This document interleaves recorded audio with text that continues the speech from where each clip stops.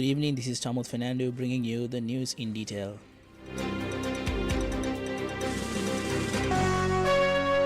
The news headlines on Gold FM. 30-day detention for Chandana Khatriyarachchi. Indian Vice President meets President to boost ties. India signals deepening trust with Sri Lanka. Dozens drowned in 1 week. US team heading to Pakistan for talks with Iran, says Trump.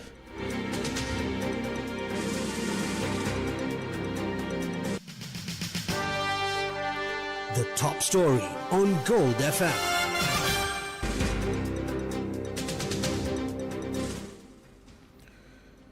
The Colombo Crimes Division received permission to detain and interrogate former Member of Parliament Chandana Khatriyarachchi for 30 days. This is following his arrest on charges of possessing illegal firearms.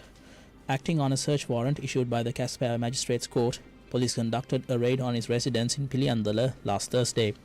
During the operation, officers recovered a significant cache of ammunition and explosives, including 2 T56 magazines and 221 rounds of compatible ammunition.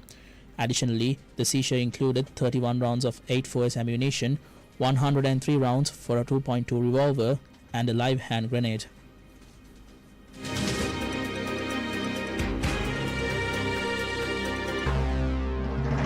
This is the local news on Gold FM.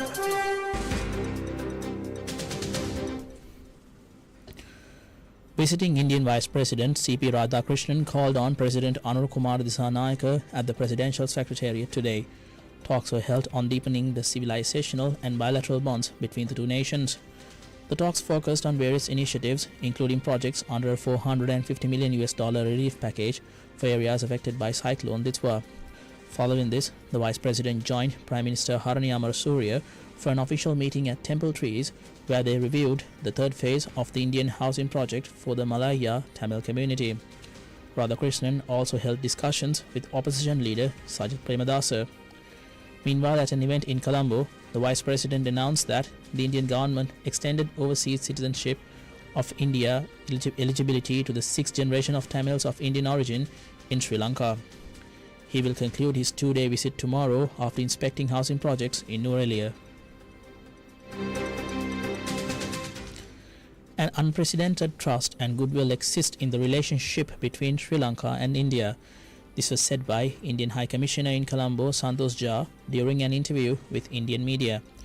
When quizzed about his view on the relationship with Sri Lanka, he noted that it is of high quality. We today have unprecedented trust and goodwill in the relationship. There is a very high level in terms of quality of the relationship. The acceptance and the recognition that India is a trusted partner, reliable neighbor, is very, very strong among Sri Lankan people. When asked about the key priorities of the Indian mission in Colombo, this is what he had to say. We generally focus on things that we can share with Sri Lanka. So digitization, energy, infrastructure, development as a whole, all these are the main pillars of the partnership. How important are cultural exchange? I mean, if you look at the history of India and Sri Lanka, there is so much common between us. If you look at tourism, for example, India is probably the only country which comes to Sri Lanka for historical pilgrimage-related tourism. There is a Ramayana trail in Sri Lanka. There is a Buddhist circuit in India. And this is very, very important element of our exchange. Leader of the National Freedom Front, Vimal Veeravansa, pledged that a government in the future will initiate legal proceedings against all individuals involved in coal procurement scams. He said this while speaking at a press conference in Colombo today, and in the interest of clarity, we refrained from dubbing his remarks. Nalinda ජයතිස්සල කමින් සූන් පණිවිඩ නිකුත් කරන්න පටන් ගන්න. Tender ක්‍රියාවලියේ සිදුවෙච්ච ප්‍රමාදය නිසා බාල ගල්ලඟුරු නැව් ටිකවත් ගොඩ බාන්න බැරි තත්වයකට ඇති වෙලා තියෙනවා. වාරකන් තත්වයේ උදා වෙලා තිබෙනවා. සමහර නැව් පොලිමේ තියාගෙන ඉන්නවා. ඒ තියාගෙන ඉන්න හැම මොහොතකටම ප්‍රමාද ගාස්තු ඩොලර් වලින් ගෙවන්න වෙනවා ඩොලර් මිලියන් වලින් ගෙවන්න. බොරු කියලා බලය අරගෙන, හොරු අල්ලන්න කියලා බලය අරගෙන මහා දවල් කරපු මහා හොරකමේ සාපය. ඒ සාපේ පාපය තමයි අද මේ රටේ පොදු ජනතාව මත කඩාපාත් වෙමින් තියෙන්නේ. ජනාධිපති කොමිසම දාන්න කලින් හිත මිතුරු සුල උලඟට කියනවා අඟුරු කුමාර කියනවා බාල කුමාරට බහැරලා පොඩ්ඩක් විවේකයක් ගනින් කියලා මහන්සිත් ඇතිනේ කියලා. දැන් කොමිසම් දාන්න කියලා කවුද ඉල්ලුවේ? කේලිය රමුක් වැල්ලට චෝදනාවක් ආවා පැමිණිල්ල ආවා බාල බෙහෙත් ගෙන්නලා ඉන්නේ. ඒ වෙලේ හිටියේ ජනාධිපති රනිල් වික්‍රමසිංහ. එතුමාටත් තිබ්බා ඕනනම් කොමිසමක් දාන්න. නිකන් කොමිසමක් නෙවෙයි. ඒ බාල බෙහෙත් පමණක් නොව ඊට පෙරගෙන ඇති 940 ඉඳලා කියමුකෝ නැත්තම් 50 ඉඳන් කියමුකෝ. එහෙම නැත්තම් 55 ඉඳන් කියමුකෝ. අන්නේ කාලේ ඉඳන් ගෙනවිත් තිබෙන බාල බෙහෙත් පිළිබඳ සියලු දේවල් විමර්ශනය කොට නිගමනය ඉදිරිපත් කිරීම සඳහා විශේෂ ජනාධිපති කොමිෂන් සභාවක් පත් කරන්න තිබ්බා. එහෙමනම් තාම කොමිෂන් සභාවක් පත් වෙලා. තාම විභාග කරනවා. ඒක කලේ නෑ. ඒක බොරුව වංචාව. ඒකෙන් ඇත්ත එළියට එන්නේ නෑ. කොමිසම් වලින් ඕන මිනිහගේ කලිසම අන්දලා තියා ගන්නවා. කලිසම් ගලවන්නේ කොමිසම් වලින් වෙන කයකේ. වෙන ඕන පැමිණිල්ලකට තියෙන ගාය මේකට නැත්තේ. මීළඟ ආණ්ඩුව යටතේ මීට අදාළ නියම විමර්ශනය සිද්ධ වෙනවා. ඒ අධිකරණයට මේ පැමිණිල්ල මේ අවනඩුව යනවා. එදාට සිද්ධ වෙන්නේ අඟුරු කුමාරටයි බාල කුමාරටයි දෙන්නටම හිරේ ලගින්න මිසක් වෙන දෙයක් නොවන බව අපි සක්සුදක්සේ දන්නවා. හිරේ යන්න ලෑස්ති වෙලා ඉන්න ජනාධිපතිතුමෝ ඔබතුමා මේ ගල් අඟුරු මගඩියට කොහොමද සම්බන්ධ කියලා ඔප්පු කරන්න ඕන සියලු කරුණු ඉදිරි කාලය තුල ඔප්පු වෙනවා.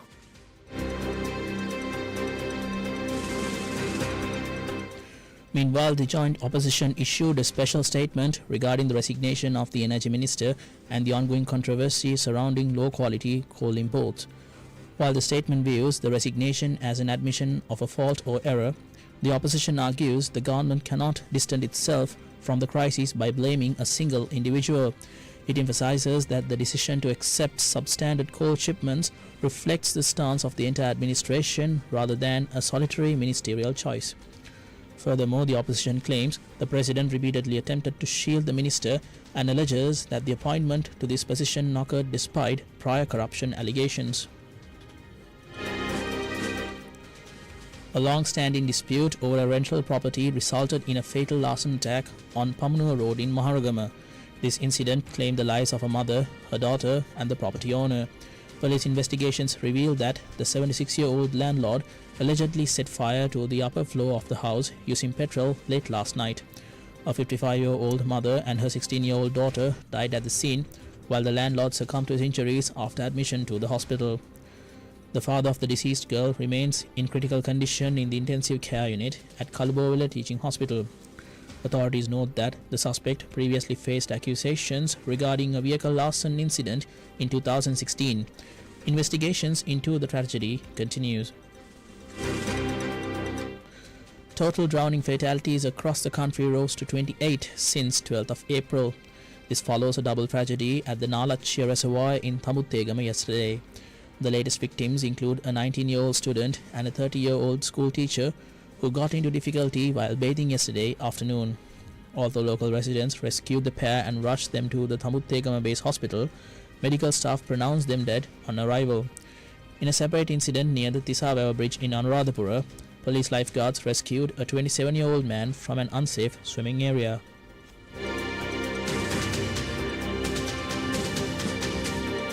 Now for some news in brief.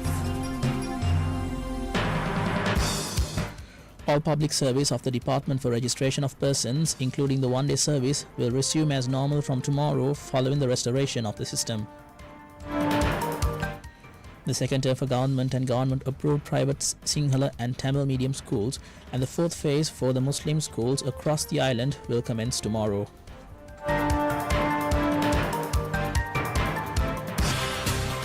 The business news on Gold FM. Sri Lanka and China discussed the potential benefits of promoting renminbi-denominated settlements for trade between the two countries. This was during a meeting between Central Bank Governor Dr. Nandalal Veerasinghe and Governor of the People's Bank of China, Dr. Pan Gongsheng. The meeting took place on the sidelines of the IMF World Bank spring meetings in Washington. Both governors also discussed the escalated geopolitical tensions.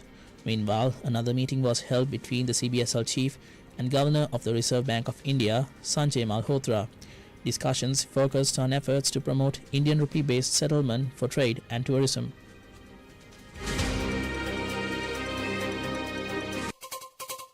International news on Gold FM. US President Donald Trump announces the dispatch of representatives to Islamabad for high-stakes negotiations. The delegation is expected to arrive in Islamabad by tomorrow evening. In a statement via Truth Social, Trump describes the proposal as a fair and reasonable deal. However, the message carries a severe ultimatum should talks fail. The president warns that the United States prepare to destroy every power plant and bridge across Iran. Trump also alleged that Iran violated a ceasefire agreement by firing on international vessels in the Strait of Hormuz. He described Iran's decision to close the strategic waterway as redundant, claiming the American naval blockade already prevents passage. Iranian officials reject these claims and accuse Washington of breaching ceasefire terms through the ongoing naval blockade of Iranian ports. Mohammad Bagher Ghalibaf, Iran's parliamentary speaker, however, says that while progress has been made in negotiations to end the war with the US, the two sides are far from final discussion. Meanwhile, the deputy foreign minister of the Houthi government in Sana'a issued a warning that rebels might close the Bab el-Mandeb Strait off the coast of Yemen. Hussein al-Laisi claimed on X that any decision to shut the waterway would leave the world powerless to reopen it. This threat targeted US President Donald Trump with demands to cease policies that obstruct peace. Against this backdrop, former US Vice President Kamala Harris accused Israel of dragging Trump into a war.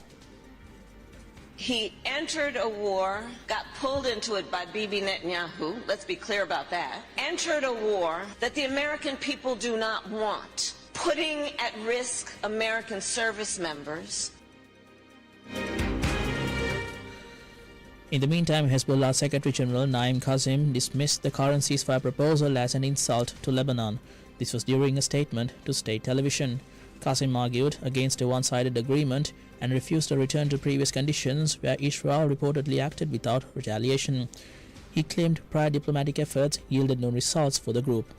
Despite this political tension, thousands of civilians traveled towards South Lebanon throughout the day to inspect homes and salvage belongings. Meanwhile, Iran prepared for a gradual reopening of its national airspace following a directive from the Civil Aviation Organization. Officials confirmed a four-stage plan to restore flight operations, beginning with the resumption of transit flights. The strategy prioritized services from eastern airports before expanding to Tehran's Mehrabad and Imam Khomeini hubs. Authorities suspended all ticket sales pending further official updates and advised passengers to monitor formal announcements. Although the report detailed the structured return of westbound travel, the specific timing for the commencement of the first phase remained unconfirmed.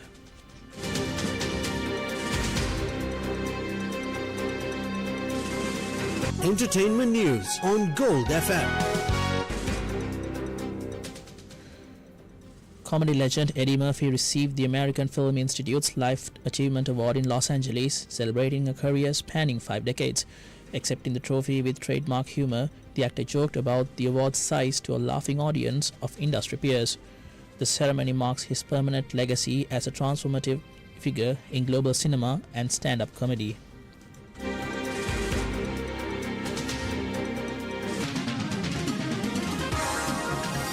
Sports news on Gold FM. Real Sociedad defeated Atletico Madrid 4-3 on penalties to claim the Copa del Rey title following a 2-2 draw after extra time. This win marks the club's 4th title in the competition, celebrated in front of a capacity crowd after their previous pandemic-restricted victory. That's it from the news in detail. Have a good evening.